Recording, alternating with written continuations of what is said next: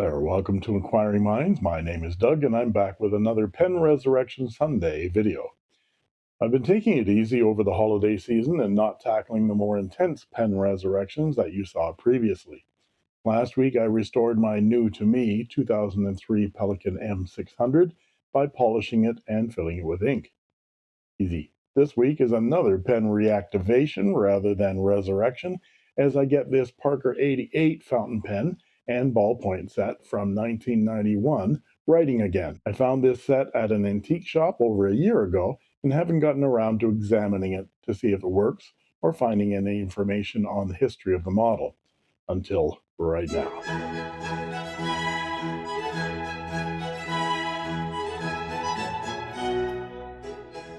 And here's the Parker Place Vendôme 88 ballpoint and fountain pen set that I've dated to 1991. The Parker 88 was introduced in 1988, but the lac black version was not added until 1991.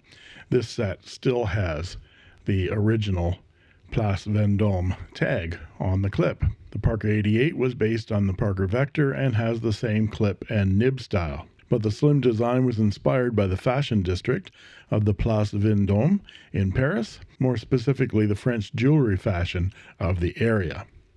The Place Vendôme is a square that was built in 1702, and the Vendôme column in the center was erected by Napoleon in 1810. In 1994, Parker changed the name of the Parker 88 to the Parker Rialto, worried that, quote, 88 would reference the 88 equals Heil Hitler code of neo-Nazi David Lane. I'm not sure that a neo-Nazi would know how to hold a fountain pen. And then the Rialto was discontinued in 2007.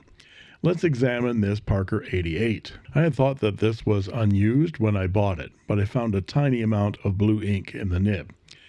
The slim, straight tube design is certainly evocative of the period. Slim pens were all the rage back in the late 70s through the 90s. The black enamel lacquer over the brass cap and body is trimmed with 22-karat gold-plated hardware. The clip is from the Parker Vector and has more fletching than shaft. If it evolved any further than this, they'd have to call it the Parker Feather.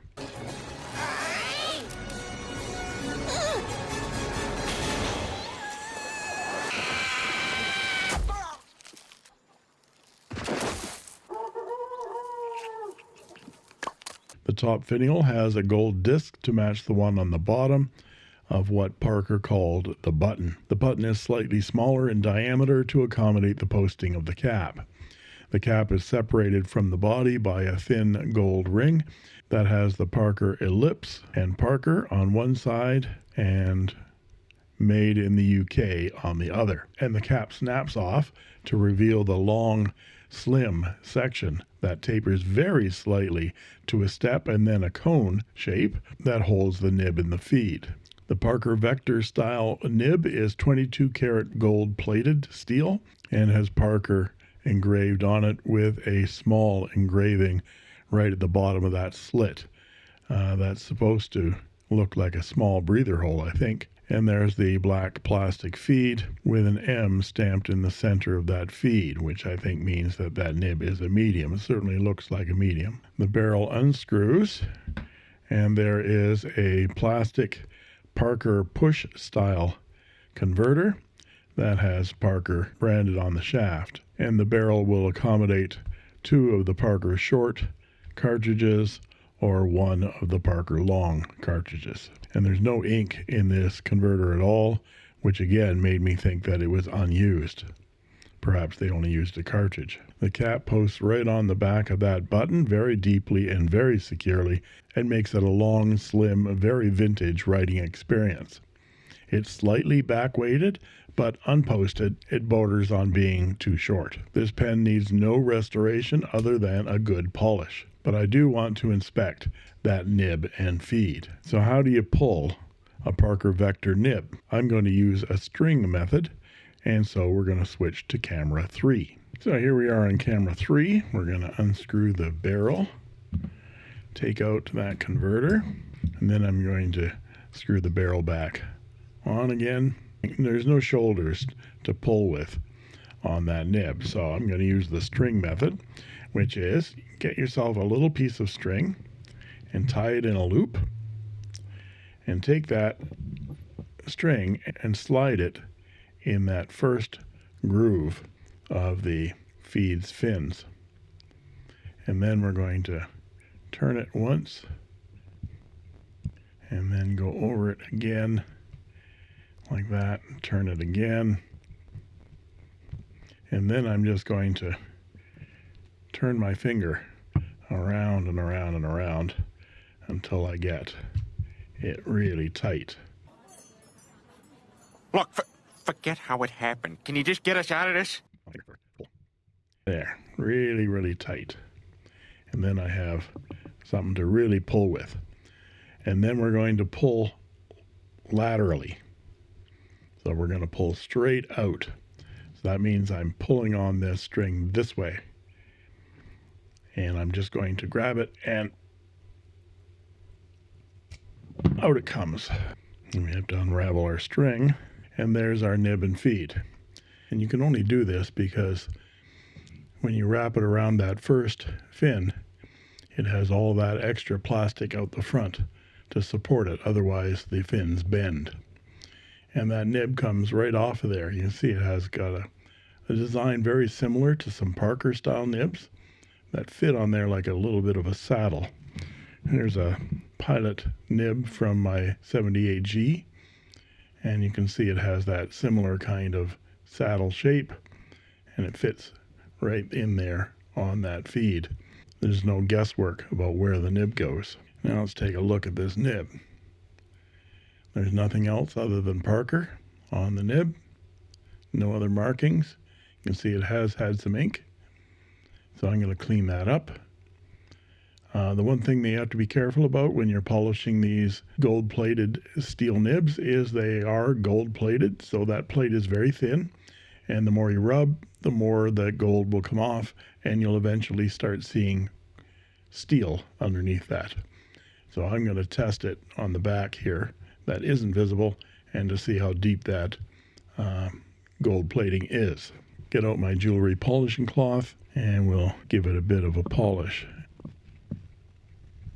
It's coming up pretty nicely back there. I think I'm going to put this in the ultrasonic for a bit and get all that ink off of there. Now there, after not too much rubbing, I've got it looking a little bit better. Okay, insert rod support A into slot B. That's what... And if you say that's what she said one more time, I'm going to pop you. Certainly enough for what is visible over the collar. So we can put this back on the feed. And again, it only goes in one place, and we can slip it back in the pen.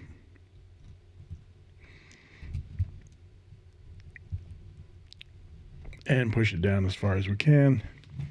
And get my fingerprints off it, and there it is.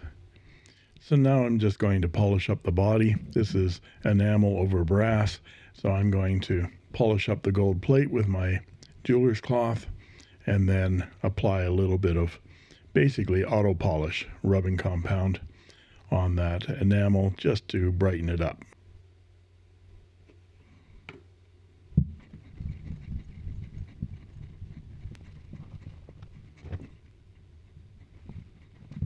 And there we have the pen all polished up. Now we just need to put some ink in it and see how it writes.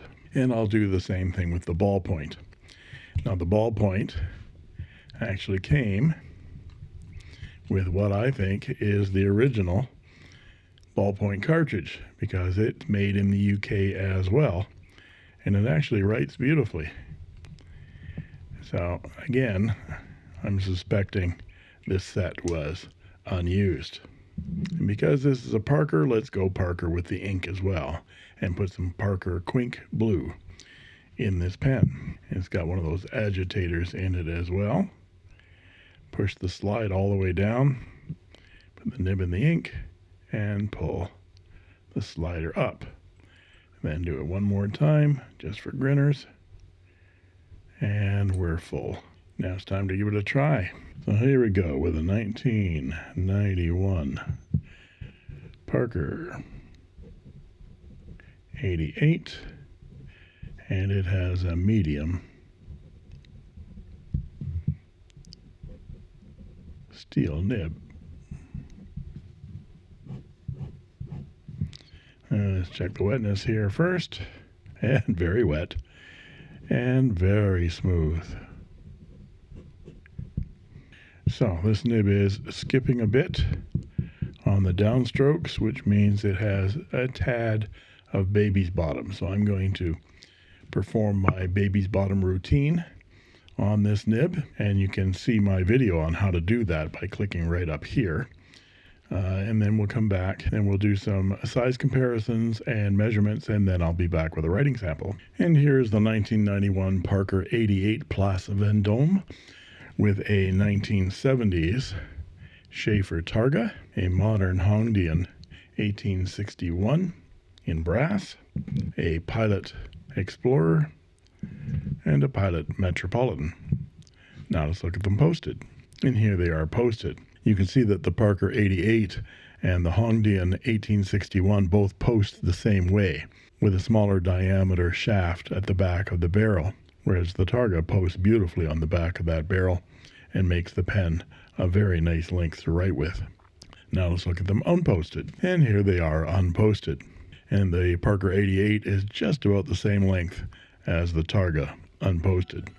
Now let's look at some measurements, and I'll be back with a writing sample.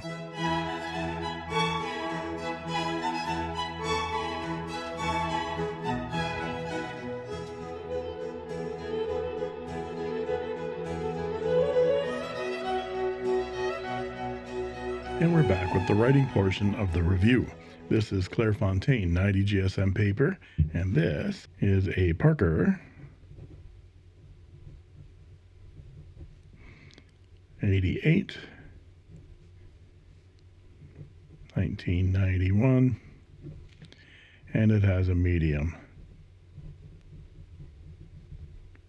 steel nib.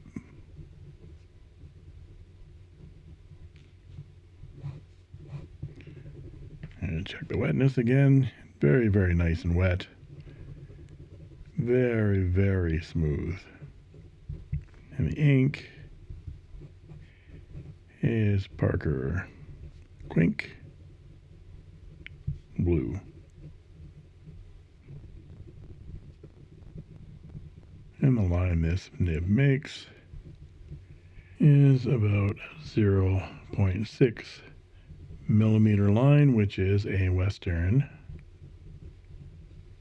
medium or a Japanese medium to broad on my Richard Binder line width chart, which you can find linked in the description below. And for our quote: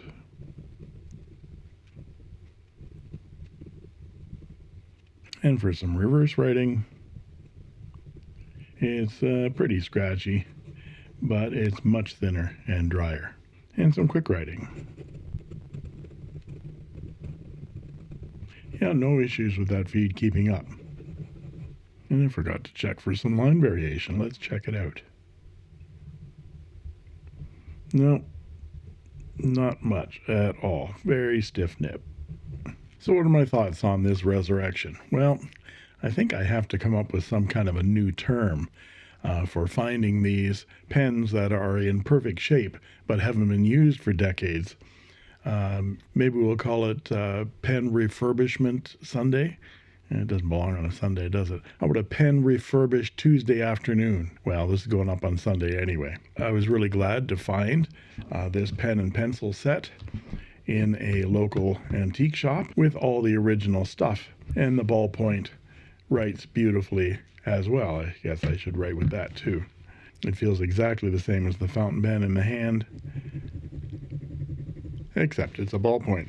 And finding the original case is nice to have as well, and the case is in perfect condition. But bringing a fountain pen back to life again, whether it was dead previously or just neglected, is something that's really a lot of fun. This didn't take too much work, a little bit of polish, a little bit of research, and in future Pen Resurrection Sundays, I'll be undertaking a little bit more strenuous activity with some pens that actually are dead. But until then, if you like this video, please like and subscribe, and don't forget to ring that bell to get instant notifications whenever a new video is posted. And you can join as a member of my channel for only 99 cents a month, and I guarantee I'll answer your comments in the comment section, and you'll get cool emojis, badges, sneak peek unboxing videos, and instant access to my videos the moment I post them. And that just leaves it for me to say, thank you for watching.